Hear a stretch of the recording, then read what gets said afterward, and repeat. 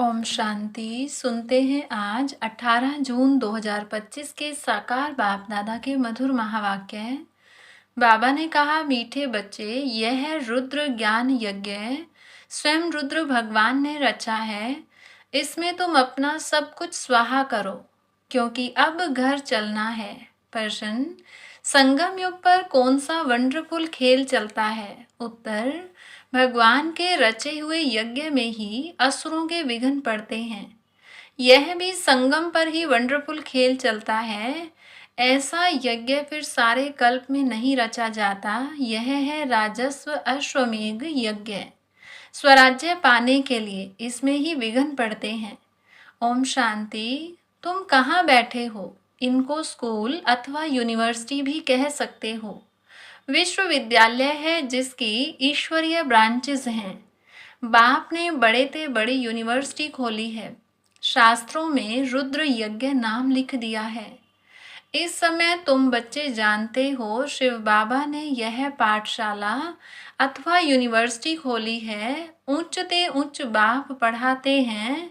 यह तो बच्चों की बुद्धि में याद रहना चाहिए। भगवान हमको पढ़ाते हैं। उनका यह यज्ञ रचा हुआ है। इसका नाम भी बाला है।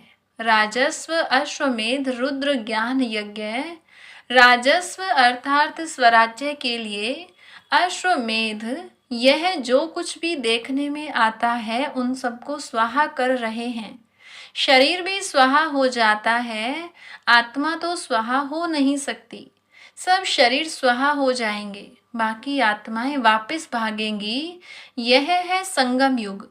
बहुत आत्माएं भागेंगी, बाकी शरीर खत्म हो जाएंगे। यह है सब ड्रामा।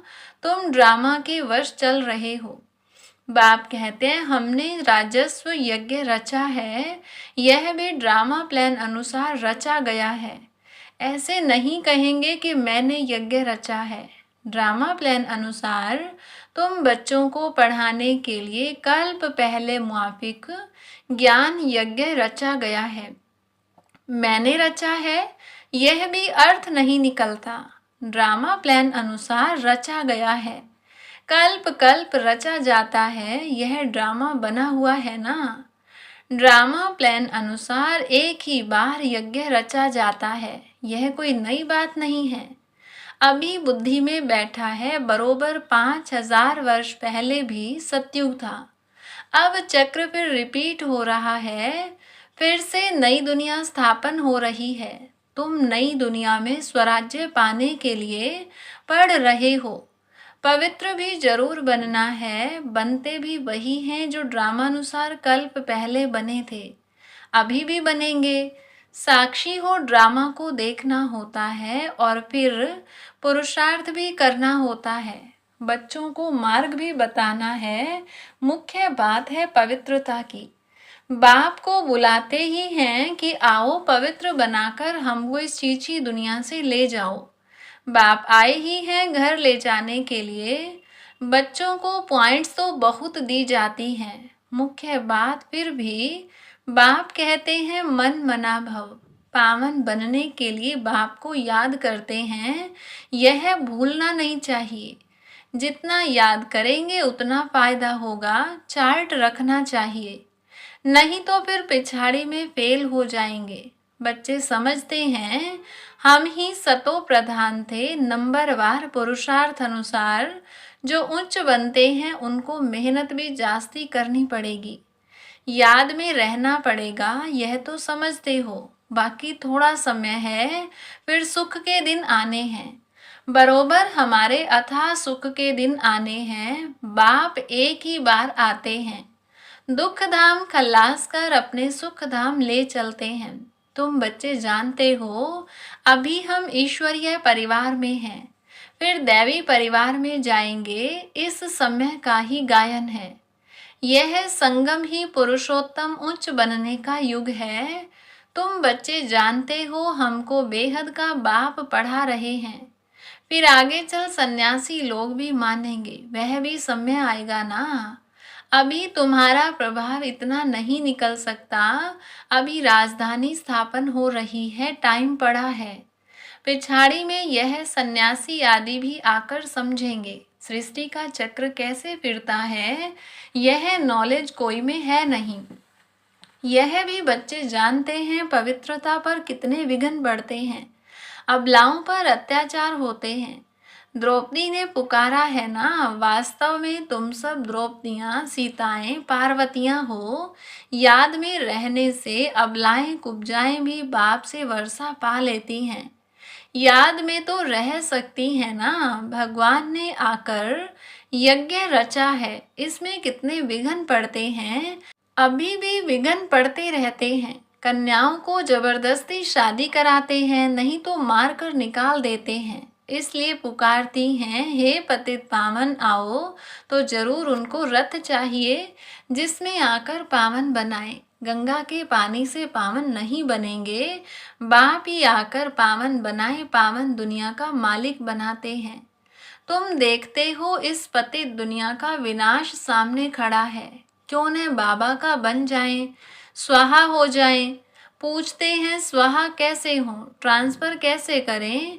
बाबा कहते बच्चे तुम इस साकार बाबा को देखते हो ना, यह खुद करके सिखा रहे हैं। जैसा कर्म हम करेंगे, हमको देख और करेंगे। बाप ने इनसे कर्म कराया ना, सारा यज्ञ में स्वाहा कर दिया। स्वाहा होने में कोई तकलीफ थोड़ी है। यह न बहुत साहूकार न गरीब था, साधारण था। यज्ञ रचा जाता है तो उसमें खान पान की सब सामग्री चाहिए ना। यह है ईश्वरीय यज्ञ। ईश्वर ने आकर इस ज्ञान यज्ञ की स्थापना की है।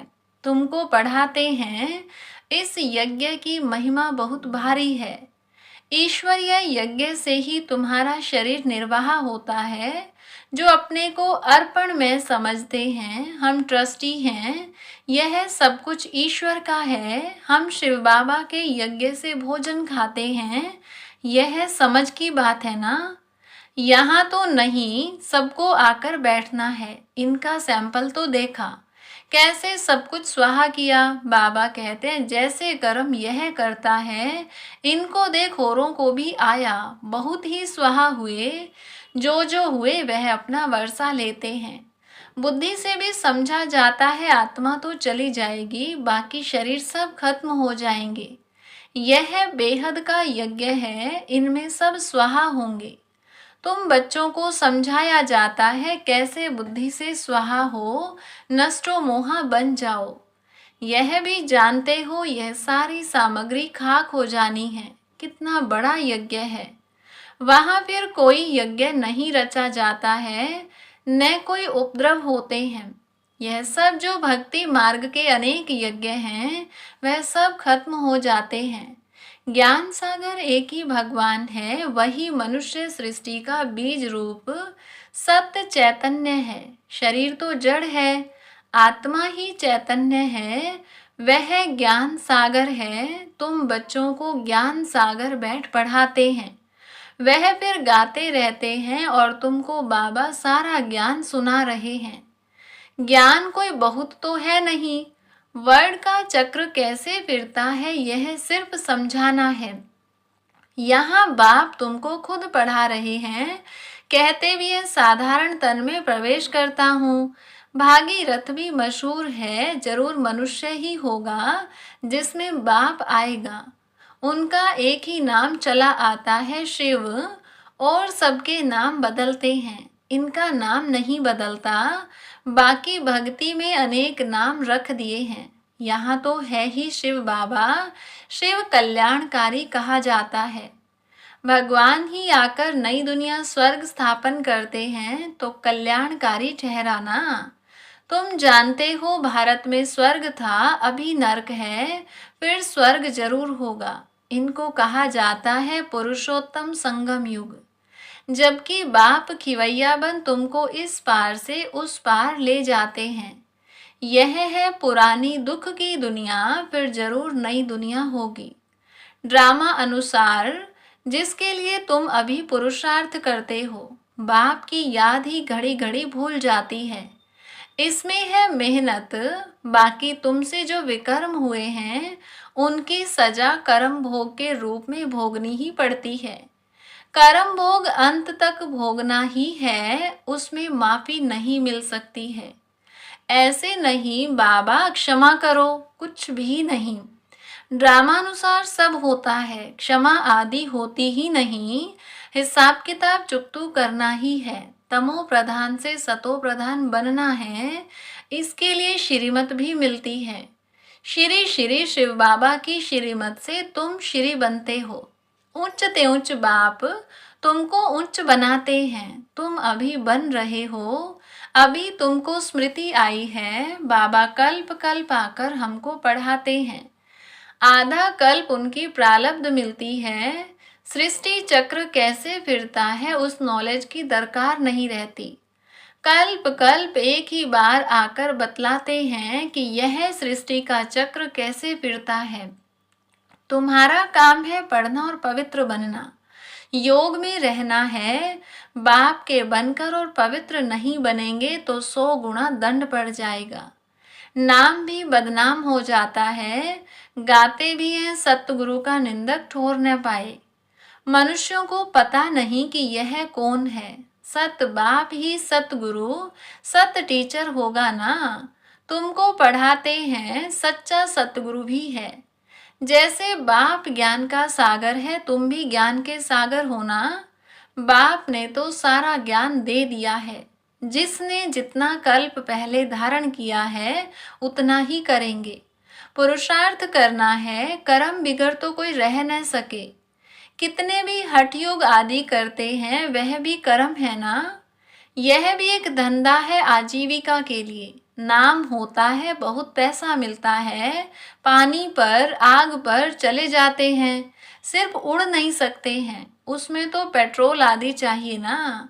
लेकिन इनसे फायदा तो कुछ नहीं, पावन तो बनते नहीं। साइंस वालों की भी रेस है, उनकी है साइंस की रेस और तुम्हारी है साइलेंस की। सब शांति ही मांगते हैं। बाप कहते हैं शांति तो तुम्हारा स्वधर्म है। अपने को आत्मा समझो, अपने घर चलना है शांति धाम। यह है दुख धाम, हम शांति धाम से फिर सुख धाम में आएंगे। यह दुख धाम खल्लास होना है। यह अच्छी रीति धारण कर फिर औरों को धारण कराना है। बाकी थोड़े रोज हैं, वह पढ़ाई पढ़कर फिर शरीर निर्वाह अर्थ माथा मारना पड़ता है। तकदीरवान बच्चे फौरन निर्णय ले लेते हैं कि हमें कौन सी पढ़ाई पढ़नी है, उस पढ़ाई से क्या मिलता है और इस पढ़ाई से क्या मिलता है। इस पढ़ाई से तो 21 जन्मों की प्रारब्ध बनती है, तो ख्याल करना चाहिए कि हमको कौन सी पढ़ाई पढ़नी है। जिसको बेहद के बाप से वर्षा पाना है वह बेहद की पढ़ाई में लग जाते हैं। परंतु ड्रामा प्लान अनुसार कोई की तकदीर में नहीं है तो फिर उस पढ़ाई में चटक पड़ते हैं। यह पढ़ाई नहीं पढ़ते, कहते फुर्सत नहीं मिलती। बाबा पूछते कौन सी नॉलेज अच्छी, उनसे क्या मिलेगा और इनसे क्या मिलेगा। कहते हैं बाबा जिस्मानी पढ़ाई से क्या मिलेगा, थोड़ा करके कमाएंगे। यहाँ तो भगवान पढ़ाते हैं। हमको तो पढ़कर राजाई पद पाना है, तो ज़्यादा ध्यान किस बात पर देना चाहिए। कोई तो फिर कहते बाबा वह कोर्स पूरा कर फिर आएंगे। बाबा समझ जाते हैं इनकी तकदीर में नहीं है। क्या होना है सो आगे चल देखना है। समझते हैं शरीर पर भरोसा नहीं है तो फिर सच्ची कमाई में लग जाना चाहिए। जिसकी तकदीर में है वही अपनी तकदीर जगाएंगे। पूरा जोर लगाना है। हम तो बाप से वर्षा लेकर ही छोड़ेंगे। बेहद का बाबा हमको राजाई देते हैं तो क्यों न यह अंतिम जन्म हम पवित्र बनेंगे। इतने ढेर बच्चे पवित्र रहते हैं, झूठ थोड़े ही बोलते हैं। सब पुरुषार्थ कर रहे हैं, पढ़ रहे हैं, फिर भी विश्वास नहीं करते। बेहद का बाप आते ही तब हैं जब पुरानी दुनिया को नया बनाना होता है। पुरानी दुनिया का विनाश तो सामने खड़ा है, यह बहुत क्लियर है। समय भी बरोबर वही है। अनेक धर्म भी हैं, सतयुग में होता ही एक धर्म है। यह भी तुम्हारी बुद्धि में है। तुम्हारे में भी कोई हैं जो निश्चय अर्जुन कर रहे हैं। अरे निश्चय करने में टाइम लगता है क्या? शरीर पर भी भरोसा थोड़ा ही है। जरा भी चांस गंवाना नहीं चाहिए। किसकी तकदीर में नहीं है तो जरा भी बुद्धि में आता नहीं है। अच्छा, मीठे मीठे सिकिलधे बच्चों प्रति माता पिता बाप दादा का याद प्यार और गुड मॉर्निंग। रूहानी बाप की रूहानी बच्चों को नमस्ते। हम रूहानी बच्चों की रूहानी बाप दादा को नमस्ते। धारणा के लिए मुख्य सार। पहली पॉइंट, सच्ची कमाई कर 21 जन्मों के लिए अपनी तकदीर बनानी है। शरीर पर कोई भरोसा नहीं है, इसलिए जरा भी चांस नहीं गंवाना है। दूसरी पॉइंट, नष्टो मोहा बनकर अपना सब कुछ रुद्र यज्ञ में स्वाहा करना है। अपने को अर्पण कर ट्रस्टी हो संभालना है। साकार बाप को फॉलो करना है। वरदान, ईश्वरीय नशे द्वारा पुरानी दुनिया को भूलने वाले सर्व प्राप्ति संपन्न भव। जैसे वह नशा सब कुछ भुला देता है, ऐसे यह ईश्वरीय नशा दुखों की दुनिया को सहज ही भुला देता है। उस नशे में तो बहुत नुकसान होता है, अधिक पीने से खत्म हो जाते हैं, लेकिन यह नशा अविनाशी बना देता है। जो सदा ईश्वरीय नशे में मस्त रहते हैं, वह सर्व प्राप्ति संपन्न बन जाते हैं। एक बाप दूसरा न कोई, यह स्मृति ही नशा चढ़ाती है। इसी स्मृति से समर्थी आ जाती है। स्लोगन, एक दो को कॉपी करने के बजाय बाप को कॉपी करो। अव्यक्त इशारा, अंतर्मुखी रहने वाले ही हर ज्ञान रत्न की गुह्यता में जा सकते हैं। ज्ञान की हर पॉइंट का राज क्या है और किस समय किस विधि से उसे कार्य में व सेवा में लगाना है, इस तरह से उस पर मनन करते उस राज के रस में चले जाओ तो नशे की अनुभूति कर सकेंगे। अच्छा, ओम शांति।